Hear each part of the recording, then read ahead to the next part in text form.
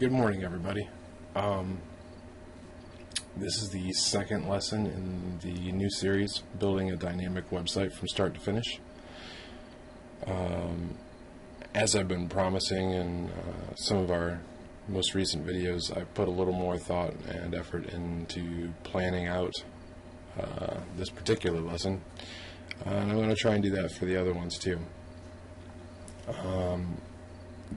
This lesson we're going to talk about the goals of this entire series and the tools we're going to use and that you're going to need in order to do them. Right off the bat, we want to talk about the goals, and I know it seems strange, but we're going to get rid of the term goals. Because once I started writing what I thought were goals, they turned into what I'd consider components. So what we're going to do now is talk about the components that we're going to have in this website we're going to build. The first component that we're going to have in the website would be the template system. There are many different ways to make template systems. I'm going to show you how to make one using PHP. Even Dreamweaver itself has a template setup. No offense to them, but I definitely don't recommend using that. Not if you want to do serious web development or be taken seriously anyway. The next component we're going to add would be the CMS. That's what seems to be the most popular item asked for. Looks like I'm missing a parenthesis there. Huh? Oh well. But yes, we are definitely going to do a content management system in this series. After this, well, I say after this, this is not necessarily the order we're going to work in. We're going to work on a simple blog. This will teach you how to create an entry by date, put in some simple text and things like that. Maybe a little more to it, maybe a little less simple towards the end, I don't know yet. And then we'll also have a user database. So basically we'll combine the user database and the blog and the CMS together. That way you can have a user sign in and write a blog, or you could also password protect your content management system, which you should always do. Things like that. And then lastly, we're going to have a photo gallery. Now, I'll be clear, this is a photo gallery, and we're not going to set up albums and all that stuff. It's basically going to be a page that has photos, and we'll utilize some fancy jQuery Lightbox plugins so that you can click on a photo and it comes up all fancy like. So when I say photo gallery, that's what I mean by that. Most or all of these components are going to be simple, and the reason I say they're going to be simple is because this series is going to be kind of a monster, just like the first one. I can see it going at least 20-some videos, if not more, because we're going to talk about a lot. We're going to not only talk about how to build some of these things, but we're going to talk about how we go about planning and structuring this in a professional atmosphere. And some of that we're going to even it's going to be a little more of an overview, because I'd like to do a series specifically on project management and things like that. Now, what we want to talk about next would be the tools for this series, and that would be the software needed. We're going to be, again, using Adobe Dreamweaver. You can use pretty much any current version. I'd say nothing less than CS3. And when I say we need to use Adobe Dreamweaver, it is not necessary 100%. If you are comfortable in another text editor or IDE that has FTP access, then go for it. I just think it's going to be easier to follow along with the rest of us if you're using the same software we are. And you can totally download a trial for Adobe Dreamweaver, in fact the entire suite, for 30 days, which should be more than enough to do this particular series. Which brings us to, we're going to need Adobe Photoshop too. Now granted, we are not going to be using Photoshop as much as we did in the first building a website from start to finish, but we may use it just a little bit, just to add a little spice to our site. But this website we're going to build is going to be way less graphic, or graphic oriented than the other one. What I'd like for you to do is focus in this series mainly on the concepts of the languages we're going to learn and things like that, and then we or you can combine the two if you've watched both of them and put them together. I just thought that the first series had kind of reached its end. If we were to go in and start learning dynamic stuff, the code was going to be messy and cluttered and just hard to learn. So we're going to start from scratch here, which I've said many times. So I'll try not to bring up that anymore. I also would like you to have the Google Chrome browser, which is free. This is a great browser for testing. It's also going to help us with a couple other things we're going to do down the road. Most importantly, I'd like you to have the Firefox browser, and the main reason why is that, one, that's what I'm going to be doing all my previews and tests in within these videos, so you can follow along there. But they've also got the Firebug plugin and the web development tools, which, sorry for the typo there. Google Chrome browser has these same tools, I believe. However, since I'm going to be using Firefox, I would like it if you guys use Firefox and the same tools, because they are just a little bit different. The last thing, as far as tools or software needed, this isn't necessarily software, but I'm going to ask that everybody set up a Google account. The reason being is we're going to touch lightly on Google's new tools for managing business and things like that. But we're also going to utilize Google's Mail, calendar, and the Google Drive more than anything down the road. So I'd like it if everybody had a Google account. This may or may not prove to be necessary, but I might start hosting a lot of the documents and lesson plans and stuff like that on Google Drive and sharing it with people. So just keep that in mind. And just to note, a Google account is just a Gmail account. So if you already have a Gmail account that you use, then that's all you need. Next, we're going to talk about the languages we're going to use in this series, and a little bit about hosting. Of course, we're going to do HTML and CSS again. We're going to be focusing a lot on PHP and MySQL. That's what brings in that dynamic element, that dynamic content, the content stored within the database. We're going to be using JavaScript and its kind of counterpart now these days, jQuery, which again, jQuery is a framework. It's not a language. It's a framework based on JavaScript to make JavaScript easier, pretty much. And then hosting. Since we're going to be using server-side technology now for these dynamic websites, which you learned a little bit in the last lesson, you need to either have a hosting plan or a home server.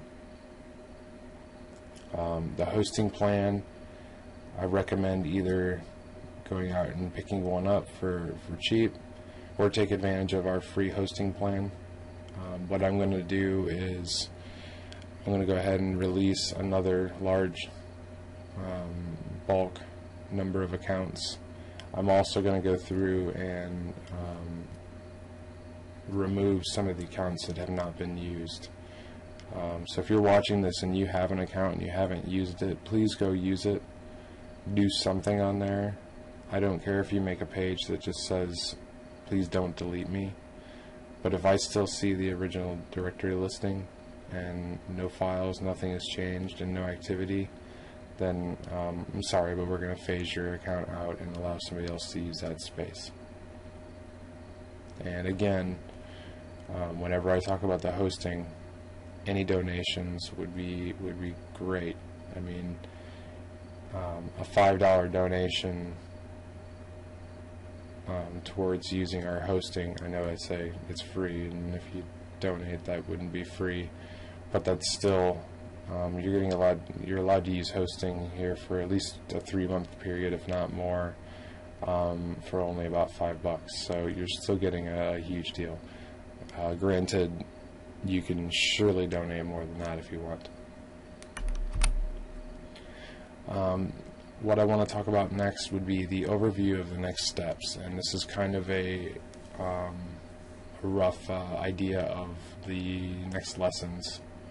So the first thing we're going to talk about, which would be in the next lesson, is the project plan. And this kind of goes along with what I mentioned earlier about us spending some time talking about actual project management.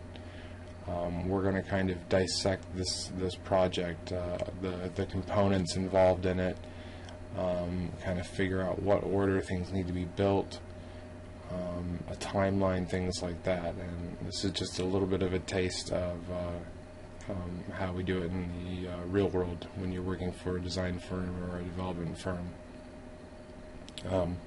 And that was another request from a user. So I'm going to put a little bit of that in here now, and then again, as I mentioned, I'm going to do a full series on that later.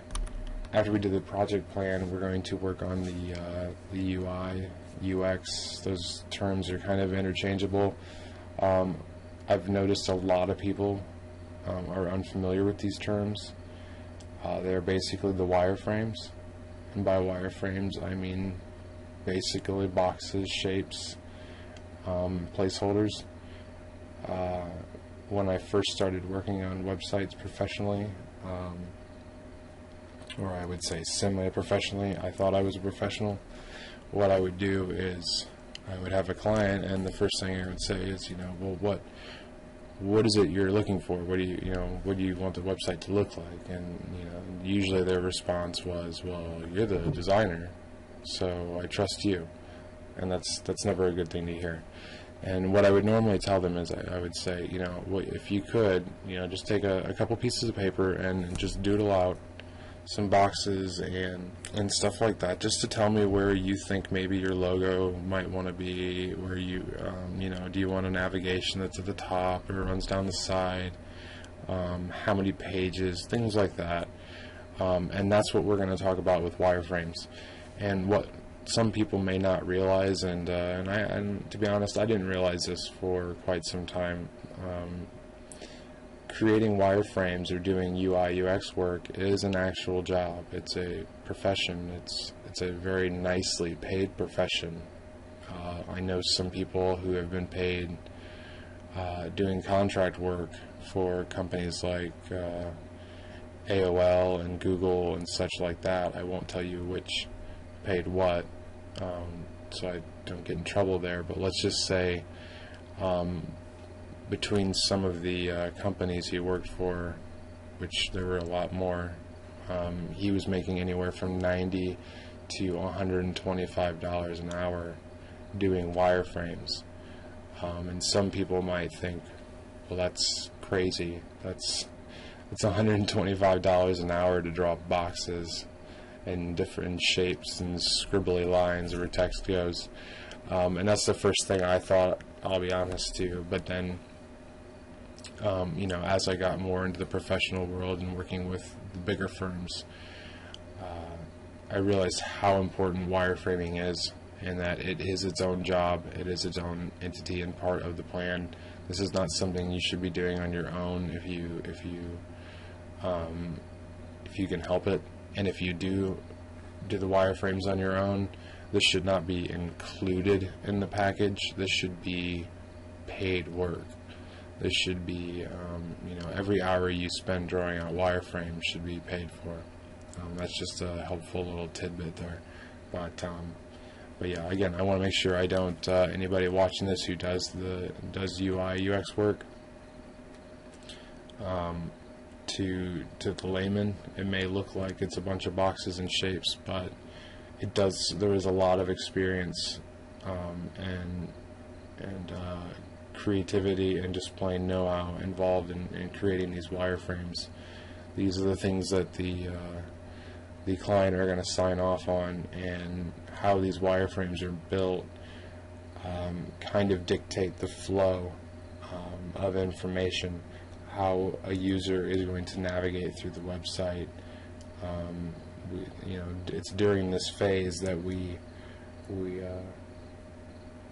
kind of help guide using design skills. Even though there isn't any design necessarily, it's just shapes and things, but we can use the placement of objects, the placement of the navigation and things like that to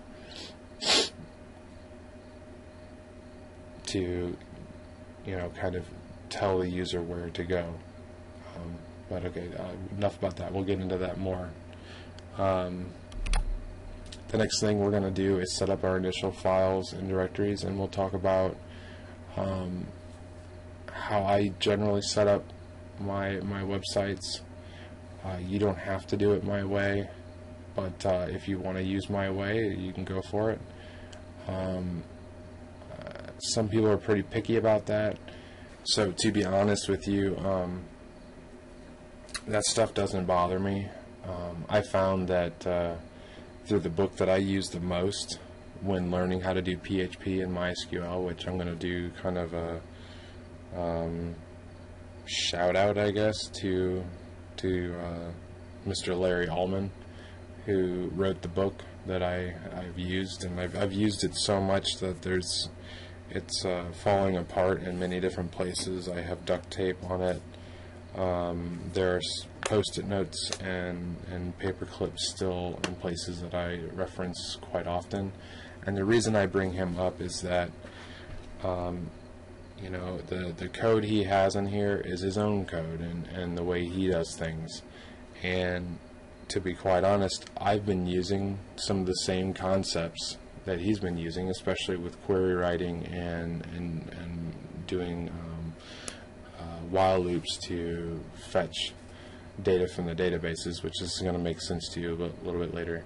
But I've been using that same structure from this book ever since then, and that's 6, 7, 8 years ago now. I don't know the exact date. It could have been longer than that.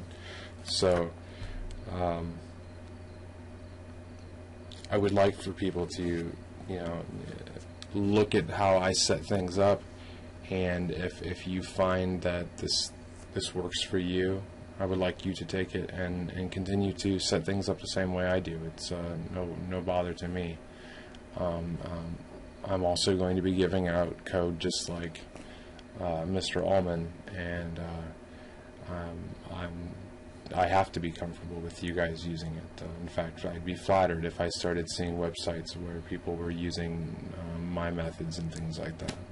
So I'm totally going to take a picture of this book and toss it in here, and figure out some other way to do kind of plug Larry Allman. He does a lot of books, my favorite of which are the Visual Quick Start and Quick Pro guides from Peach Pit that's a tongue twister, Peach Pit Press. But anyways, that's enough about Larry. We'll make sure to give him some props here later. So next, we're going to be setting up the initial HTML and CSS, and we'll be doing this off of the wireframes. That's another beauty of the wireframes. We don't need to have a design done yet, and necessarily. We can go ahead and do the HTML and CSS based on just positioning and size of things, which is dictated in the UX and UI. And this allows the developers to work kind of parallel with the designers. That way you're not waiting for the designer, which is how a lot of firms, or firms who aren't as experienced, do things. They sit there and they waste time and they wait for the designer to finish their design, and then they start developing. That's a terrible way to do it. So we'll be writing HTML and CSS based off these wireframes that we build. After that, we will convert what we do above there from the CSS into a PHP-based template.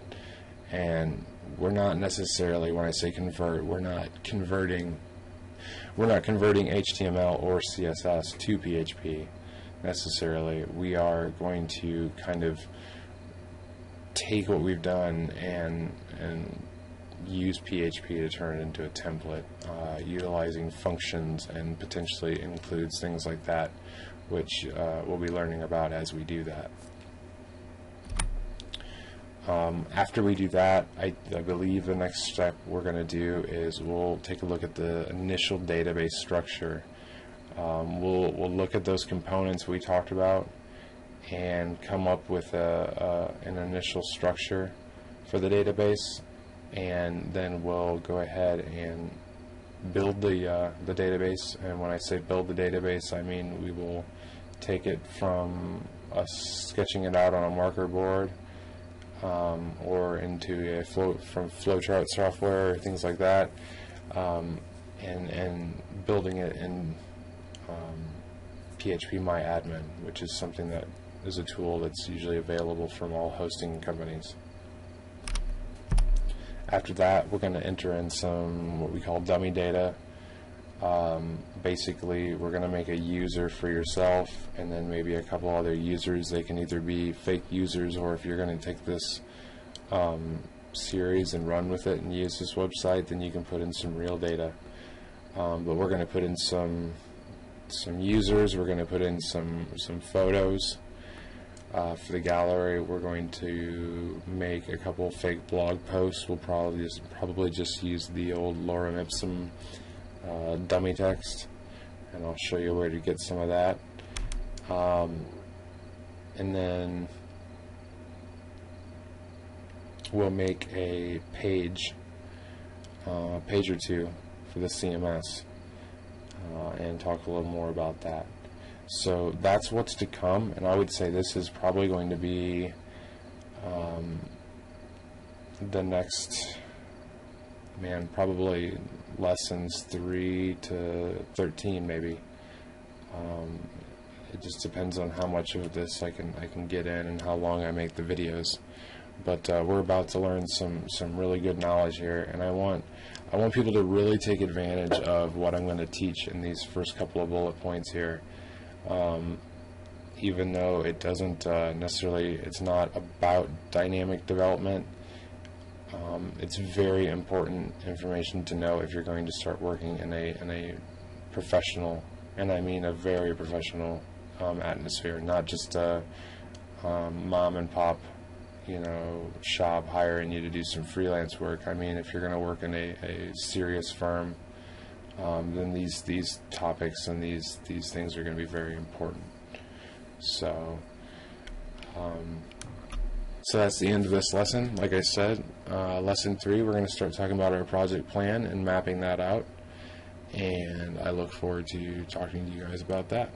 Thank you.